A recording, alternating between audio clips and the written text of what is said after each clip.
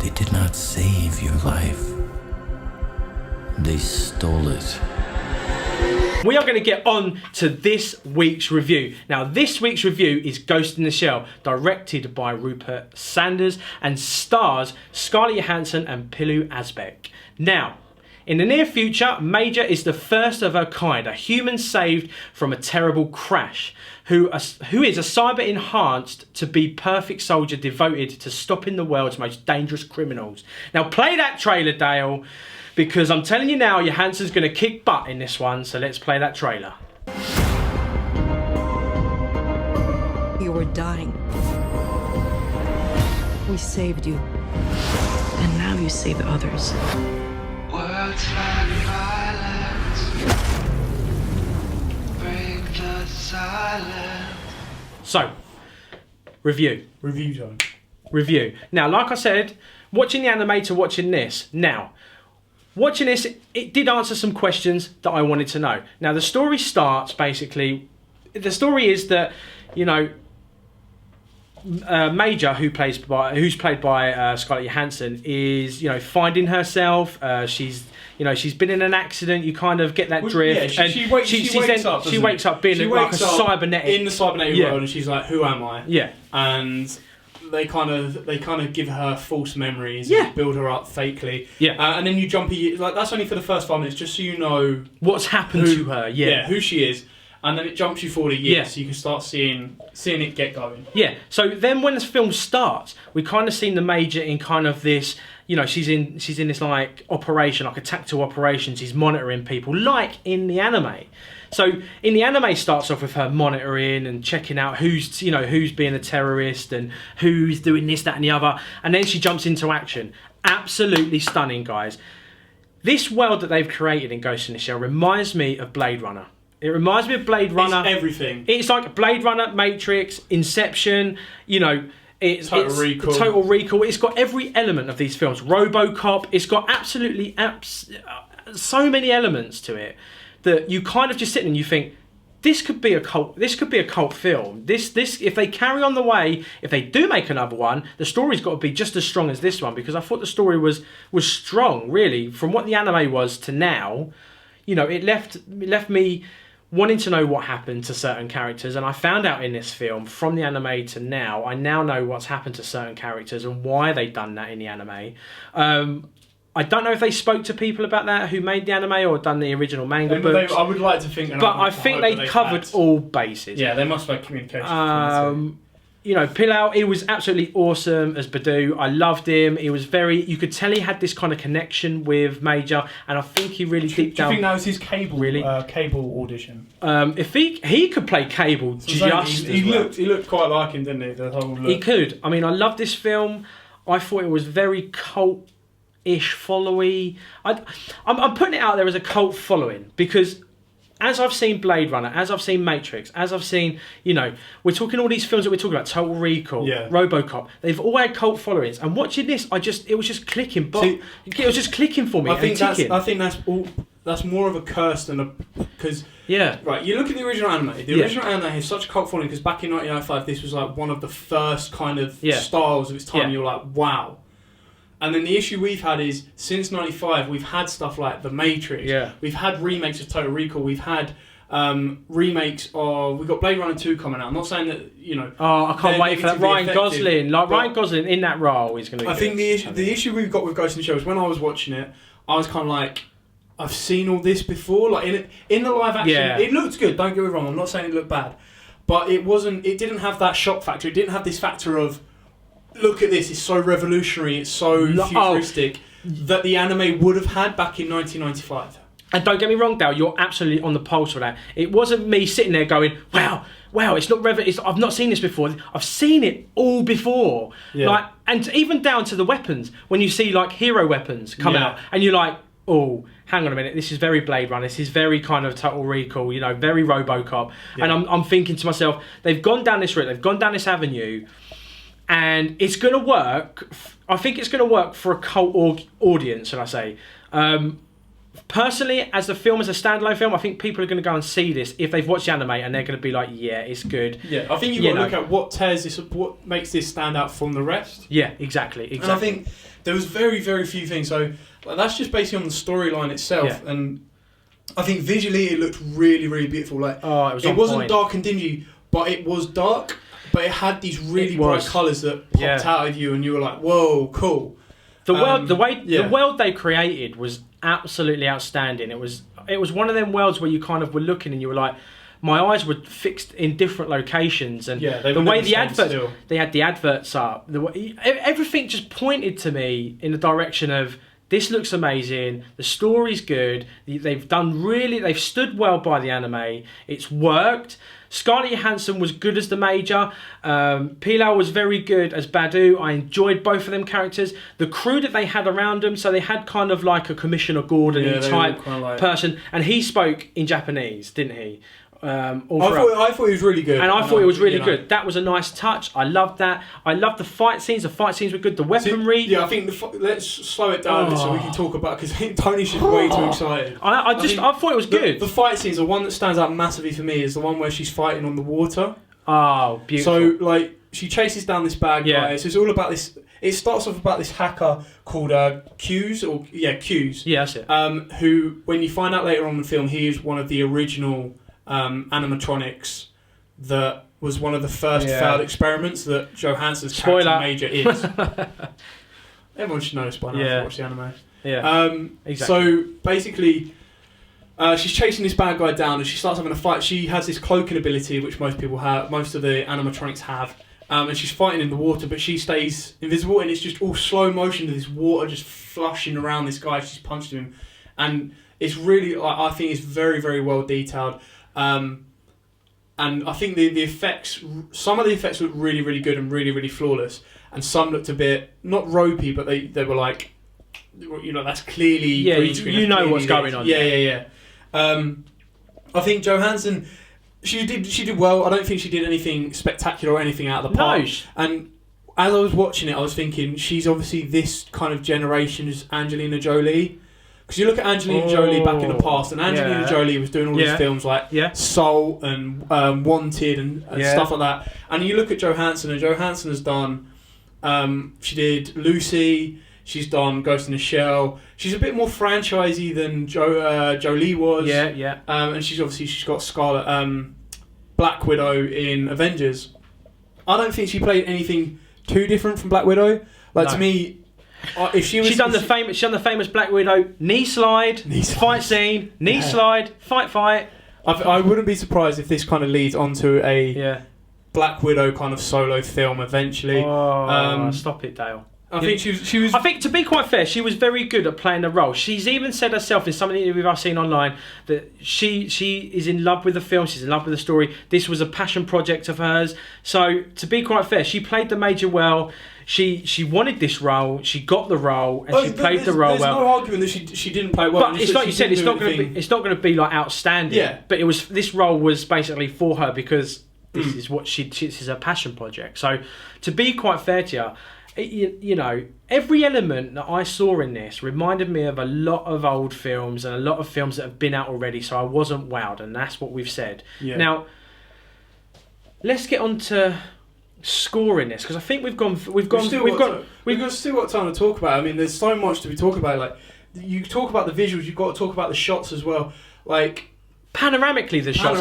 When she's standing there and the camera pans up and there's a cityscape, and you're kind of sitting there, and this is what I'm trying to say when scoring it, because in my head I'm kind of just like, visually, when they pan the camera up and you see them shots and you think to yourself, wow, on that screen it was absolutely amazing, it was breathtaking. And then you think to yourself, we've still got a good storyline here, so we're not getting spoilt with visuals and then just getting a bit of a weaker storyline. So we're still getting a bit of both, which I absolutely loved at that point, through the whole film, even to the point when we're starting to find out, what the little bits and Lego bricks are coming in and like building up this picture of what's going to happen at the end of the picture. So as we're going on, even to the places when they go to kind of the dark and dingy places, they're dark and dingy, but visually you've got lovely, stunning kind of lighting. you know, it's lit up well in the fact when that it's dark, it was very dark. It was dark. When it wanted to make sure that you felt comfortable, it had the lights to it. But the feature still, for me, the feature still had. When it was dark, it still had all the features, should I say. The features, like little bits and bobs. It had the details there. Music, for me, score, it was very much touching really on the original anime, which I absolutely like. I like that, and I think it was a nice touch because they could have literally gone, do you know what, we're going to go with something like Tron. Yeah. We're going to go down the Tron route, electronics. Speaking of the score, like, I agree with you. There were some times where you're like, oh, this sounds like very 90s, but it worked with the anime. Yeah. The only time that the sound took me away from the film in a bad way was right at the end when she's fighting, you know, the final boss. Yeah. There's a moment where she jumps up on the bridge, she's running away, and it starts playing really like sorrowing music, like really sad music, as if someone's about to die or someone's about to pass. But the visuals didn't marry with the audio. It didn't, but that was like the anime.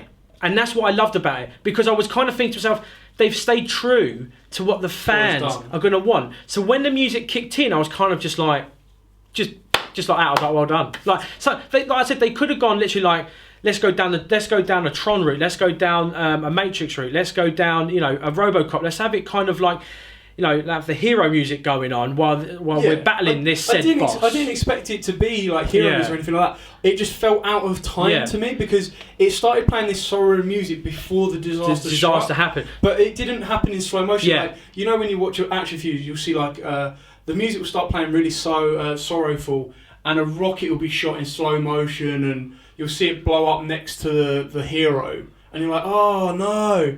In this, it was still normal pace. I know it's out of the ordinary, but it was still normal pace, and I was like, I want some, like, I'm not saying I wanted it to go against the anime, but I was like, if it didn't have the sound on it, I would have been just as fine. Yeah. But because they put that sound in, I was like, this sound doesn't fit what's going on. No. Until a minute down into the song, that it started to go, right, okay, let's...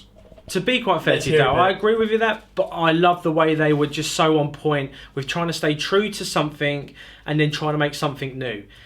It worked, and I liked it. And to be quite fair, I'm ready to score this, because in my head, I've still got anime. Then I've gone main feature. Then I've gone rewind. I'm literally in two different worlds, but they're marrying up, and I'm liking that. So I can be there. They're both the same. Yeah. I like the fact they're not both the same. They are in a sense, but they're just... It's like we talk about video games. It's like when we say, oh, we can't wait to go and watch Assassin's Creed. We go and sit down, we're like, oh. It hasn't matched our expectations. Oh, hang on a minute. And then you're kind of going pick. With this, you were kind of going, if you're a real die-hard fan, I suppose you could pick at it. But for me, who's watched the original, then gone to watch this, I'm then going, you've done a really good job. You've done a really good job. So I'm kind of really, I want to score this, and to be quite fair, I want you to go first, to be fair. Okay. I think it's a very good film. It's nothing out of the ordinary. It's nothing exceptional. No. So I think it's a very, very, it's a comfortable 7 for me. I think, you know, it didn't blow me away, but it wasn't bad. No. So it's it's a safe film. It's a film that I'd go watch. The visuals are really, really nice. Performances are just what you expect them to be. Exactly. I don't expect Oscar performances. And the storyline's really, really good. It slows up a little bit at the start, and you're like trying to get into... Well, I take that back. It slows up for the first... Like, you get to introduce with it, and then that massive thing... I will say this now, those geishas are freaky as hell. Oh, man. The geishas was... Do you know what, right? They look... That's what I liked about the visuals. Yeah. Is the geishas, the ceramic on the face... When they just... look so real. Yeah. It was crazy. Oh, man, I loved it. To be quite fair, I like that. It's a solid 7. I like the fact that I wouldn't score it an 8 like the anime, because the anime's original, and the anime was kind of the benchmark. Better than And to be quite fair, I'm going to go a solid 7 with Dayle. So here on the Weekend Buzz, guys, Ghost in the Shell 2017 for us is going to get a 7 out of 10. Woo! That was a ride, Dayle.